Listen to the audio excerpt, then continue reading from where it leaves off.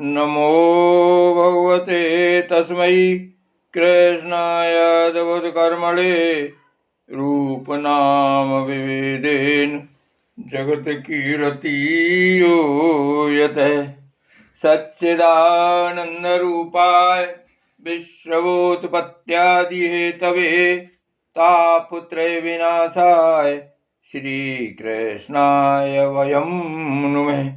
श्री कृष्णाय वयं नुमः।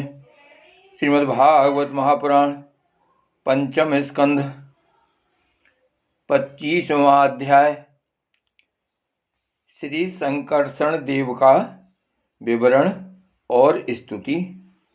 श्री सुखदेव जी कहते हैं, राजन, पाताल लोक के नीचे 30,000 योजन की दूरी पर अनंत नाम से विख्यात भगवान की तामसी नृत्य कला है।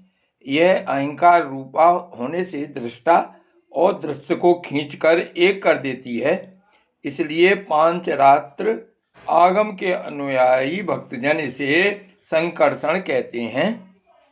इन भगवान अनंत के 1000 मस्तक हैं। उनमें से एक पर रखा हुआ यह सारा भूमंडल सरसों के दाने के समान दिखाई देता है। प्रलय काल उपस्थित होने पर जब इन्हें इस विश्व का उपसंहार करने की इच्छा होती है, तब इनकी क्रोधवश घूमती हुई मनोहर भृगुटियों के मध्य भाग से संकर्षण नामक रुद्र प्रकट होते हैं। उनकी व्यूह संख्या 11 है। वे सभी 3 नेत्रों वाले होते हैं और हाथ में 3 नोकों वाले त्रिशूल लिए रहते हैं। भगवान संकर्षण के चरण कमलों के गोल गोल स्वच्छ और अरुण वर्ण नख मणियों की पंक्तियां के समान दैदीप्यमान हैं। जब अन्य प्रधान भक्तों के सहित अनेकों नागराज अनन्य भक्ति भाव से उन्हें प्रणाम करते हैं, तब उन्हें उन नखमणियों में अपने कुंडल क्रांति मणि कमनीय कपोलों वाले मनोहर मुखारबिंदों की मनमोहनी झांकी होती है और उनका मन आनंद से भर जाता है। अनेकों नागराजों की कन्याएं विविध कामनाओं से उनके अंग मंडल पर चांदी के खम्भों के समान सुशोभित, उनकी वलय विलसित लंबी लंबी श्वेत वर्ण सुंदर भुजाओं पर अर्गजा, चंदन और कुमकुम पंख का लेप करती हैं। उस समय अंग स्पर्श से मथित हुए उनके हृदय में काम का संचार हो जाता है।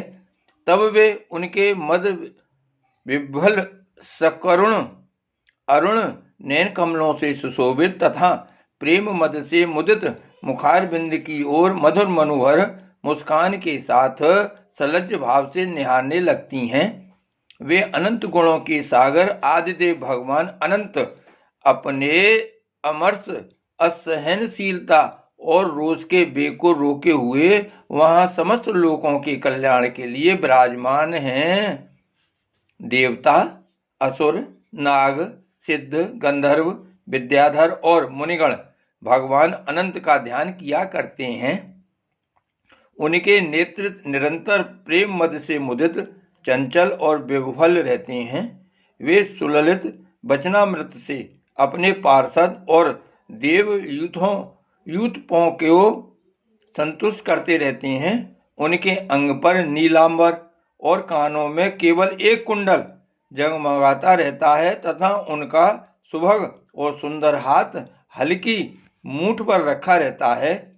वे उदार लीला में भगवान संकर्षण गले में वैजयंती माला धारण किए रहते हैं, जो साक्षात इंद्र के हाथी ऐरावत के गले में पड़ी हुई सुवर्ण की श्रृंखला के समान जान पड़ती है, जिसकी कांति कभी फीकी नहीं पड़ती। ऐसी नवीन तुलसी की गंध और मधुर मकरंद से उन्मत्त हुए भौरे निरंतर मधुर गुंजार करके उसकी शोभा बढ़ाते रहते हैं। परीक्षित, इस प्रकार भगवान अनंत महात्म श्रवण और ध्यान करने से मुमुक्षुओं के हृदय में आविर्भूत होकर उनकी अनादिकालीन कर्म वासनाओं से ग्रथित सत्व, रज और तमोगुणात्मक अविद्यामयी हृदय ग्रंथि को तत्काल काट डालते हैं। उनके गुणों का एक बार ब्रह्मा जी के पुत्र भगवान नारद ने तुम्बुरु गंधर्व के साथ ब्रह्मा जी की सभा में इस प्रकार गान किया था। जिनकी दृष्टि पड़ने से ही जगत की उत्पत्ति, स्थिति और प्रलय के हेतुभूत सत्वादि प्राकृतिक गुण अपने अपने कार्य में समर्थ होते हैं, जिनका स्वरूप ध्रुव अनंत और अकृत अनादि है तथा जो कि अकेले होते हुए ही इस नानात्मक प्रपंच को अपने में धारण किए हुए हैं, उन भगवान संकर्षण के तत्व को कोई कैसे जान सकता है, जिनमें यह कार्य कारण रूप सारा प्रपंच भास रहा है तथा अपने निज जनों का चित्त आकर्षित करने के लिए की हुई जिनकी वीरतापूर्ण लीला को परम पराक्रमी सिंह ने आदर्श मानकर अपनाया है, उन उदार वीर संकर्षण भगवान ने हम पर बड़ी कृपा करके यह विशुद्ध सत्मय स्वरूप धारण किया है, जिनके सुने सुनाए नाम का कोई पीड़ित अथवा पतित पुरुष अक्षमात अथवा हंसी में भी उच्चारण कर लेता है तो वह पुरुष दूसरे मनुष्यों के भी सारे पापों को तत्काल नष्ट कर देता है। ऐसे शेष भगवान को छोड़कर मुमुक्षु पुरुष और किसका आश्रय ले सकता है। यह पर्वत, नदी और समुद्रादि से पूर्ण संपूर्ण भूमंडल उन सहस्त्र शीर्षा भगवान के एक मस्तक पर एक रजकण के समान रखा हुआ है। वे अनंत हैं, इसलिए उनके पराक्रम का कोई प्रमाण नहीं है। किसी के 1000 जीवे हों तो भी उन सर्वव्यापक भगवान के पराक्रमों की गणना करने का साहस वह कैसे कर सकता है।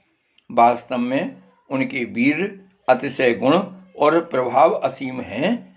ऐसे प्रभावशाली भगवान अनंत रसातल के मूल में अपनी ही महिमा में स्थित स्वतंत्र हैं और संपूर्ण लोकों की स्थिति के लिए लीला से ही पृथ्वी को धारण किए हुए हैं।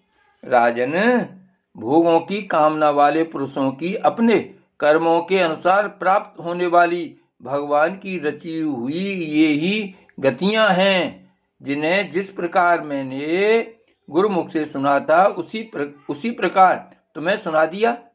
मनुष्य को प्रवृत्ति रूप धर्म के परिणाम में प्राप्त होने वाली जो परस्पर विलक्षण ऊंची नीची गतियां हैं वे इतनी ही हैं। इन्हें तुम्हारे प्रश्न के अनुसार मैंने सुना दिया। अब बताओ और क्या सुनाऊं। श्री भागवत भगवान की जय। श्री वल्लभाधीश की जय। श्री गोवर्धननाथ की जय। परम दयाल गुसाई जी की जय। श्री श्याम स्वरूप यमुने महारानी की जय।